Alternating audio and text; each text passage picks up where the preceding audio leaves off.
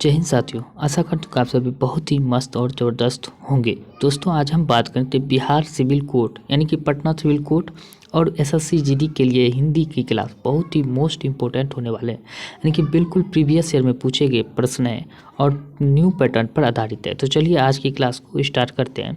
बात करते हैं इनमें से कौन योग रूट शब्द है जिसका उदाहरण, यानी कि योग रूट शब्द का उदाहरण कौन सा है, तो मनोज है। योग रूट शब्द का मतलब होता है वैसे शब्द जो समान अर्थ को छोड़कर यानी कि साधारण अर्थ को छोड़कर विशेष अर्थ बताता है, उसे योग रूट शब्द कहते हैं। जैसे कि हम ले सकते हैं पीताम्बर।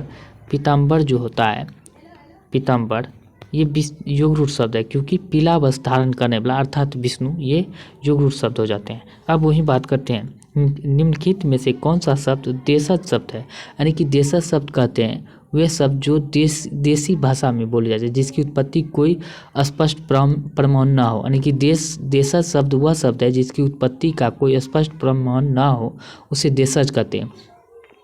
यानी कि बात करते हैं देशज में, तो इसका आंसर हो जाए डोंगा। डोंगा एक देशज शब्द है, बाकी सभी के सभी कैंची, बाल्टी, अलमारी ये सब विदेशज शब्द है। आशा करता हूँ कि समझ गए होंगे बहुत ही इजीली तरीके से। यानी कि बात करें ऐसे शब्द जो संस्कृत और प्राकृत से विकृत होकर हिंदी में आए हैं, उसे डैश कहते हैं, यानी डैश शब्द कहलाते हैं, तद्भव शब्द कहलाते हैं। तद्भव शब्द का एक और मीनिंग होता है ऐसे शब्द जो संस्कृत से सीधे हिंदी में आए, तो उसे तत्सम यानी कि तत्सम कहते हैं, यानी कि तत्सम तद्भव का ही एक रूप माने जाते हैं।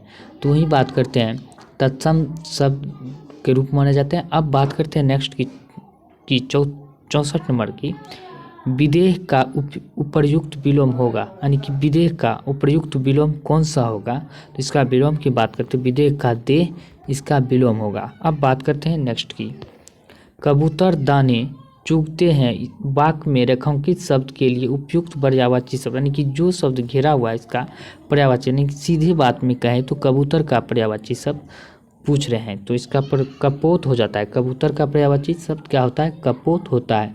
और कपोत होता है, परेवा होता है, कल ध्वनि होता है, रक्त लोचन होता है, परावत होता है इसका। और वही बात करते हैं ऊँट का, तो ऊँट का पर्यायवाची शब्द करब होता है, करब होता है, उष्ट्र होता है, लंबोष्ट होता है, झाड़ियाँ होता है और सुतूर होता है, सुतूर। अब बात करते हैं नेक्स्ट की, दिए गए समसूत्र भिन्नार्थक शब्द का उचित अर्थ ज्ञात कीजिए, यानी कि अर्जन अर्चन का उचित अर्थ आपको पता करना है। तो अर्जन को हम क्या कहते हैं, कमाना, और अर्चन का होता है बाधा, यानी कि कोई भी चीज़ में जैसे अर्चन डालना, कभी हम लोग बोलचाल में गांव में अर्चन डालना बोलता है तो उसको बाधा डालना। अर्जन मतलब क्या, कोई चीज़ अर्जन करना, यानी कमाना, तो इसका आंसर ए होगा। अब वही बात करते हैं कर्म में तत्पर रहने वाला इस वाक्यांश के लिए एक शब्द होगा, यानी कि एक शब्द अनेक शब्दों का एक शब्द पता है। कर्म में तत्पर रहने वाला हमेशा कर्मठ होते हैं, तो इसका शब्द हो जाएगा कर्मठ, यानी कि कर्मठ। वही बात करते हैं जो बहुत गहरा हो, वाक्यांश के लिए एक शब्द का चयन करना है। जो गहरा हो आपको पता ही है, तो अगाध, यानी कि उसका नहीं कहता है घर में गाँव में कहते हैं अगाध है उसके पास, ये फलाना चीज़ का अगाध है, तो फलाना चीज़ का आगाध है, तो वही हुआ इसका गहरा होना। तो चलिए हम बात करते हैं नेक्स्ट की, दिए गए किस वाक्य में सकर्मक क्रिया है, तो सकर्मक क्रिया का अर्थ हुआ कि वैसे शब्द जिसका कोई अर्थ निकलता उसे सकर्मक क्रिया कहते हैं। जैसे राहुल ने केला खाया, तो राहुल ने क्या खाया, केला को खाया है, तो इसलिए सकर्मक क्रिया हुआ। और जो शब्द का कोई अर्थ नहीं निकलता, जैसे गाड़ी चलती है, तो गाड़ी चलती है, तो इसका कोई अर्थ नहीं निकलता है। और मीरा गाती है, तो क्या गाती है, ये सब जो है अकर्मक क्रिया हो जाते हैं। अब वही बात करते हैं अच्छा विद्यार्थी गुरु की आज्ञा मानता है, इसमें रेखांकित शब्द क्या है, तो अच्छा विद्यार्थी जो गुरु की आज्ञा मानता है, तो जैसे विशेष है, यानी किसी भी चीज़ का विशेषता बतावे उसे, यानी कि विशेषण की जो विशेषता बतावे उसे विशेष कहते हैं। तो यानी कि गुरु की, अच्छा विद्यार्थी गुरु की आज्ञा मानता है, तो ये विशेष हो जाता है।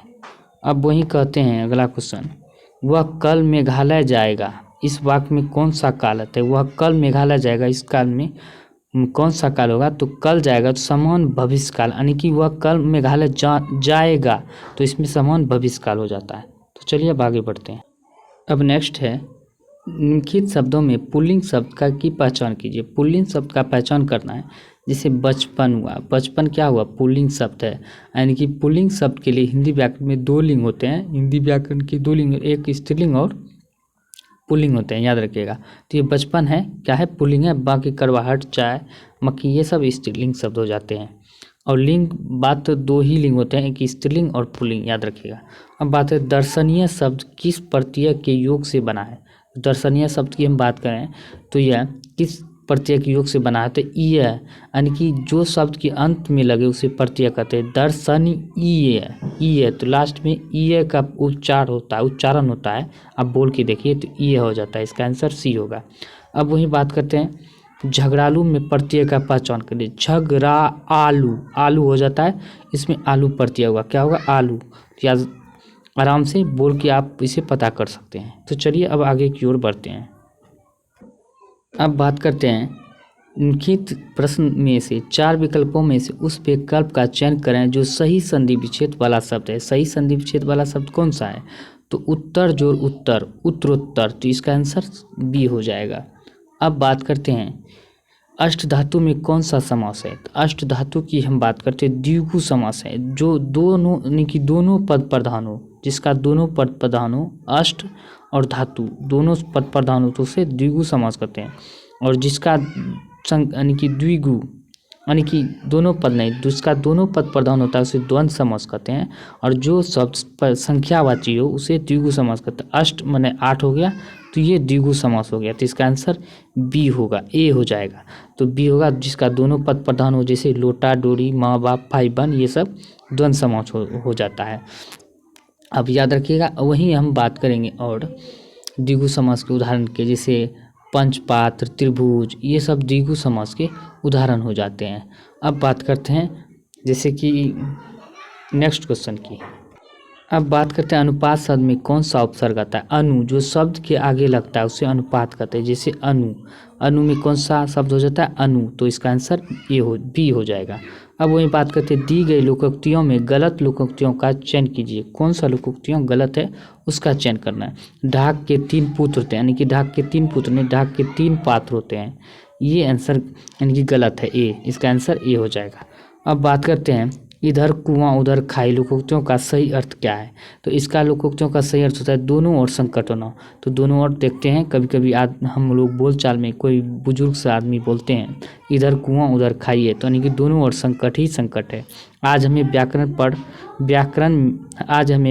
पढ़ाया गया, यह किस वाक्य का उदाहरण। तो यह किस वाक्य का उदाहरण है, तो कर्तव्यवाचक, यानी कि कर्तव्य हुआ पढ़ाया गया, मेरा कर्तव्य हुआ पढ़ें, तो ये कर्तव्यवाचक को दर्शाता है। तो आशा करता हूँ दोस्तों आप आज हिंदी की क्लास बहुत ही मोस्ट और इम्पोर्टेंट क्वेश्चन करने का हम प्रयास किए हैं। तो आपको बहुत ही पसंद आया तो वीडियो को लाइक शेयर, चैनल को सब्सक्राइब जरूर करें। धन्यवाद, मिलते हैं अगले वीडियो में।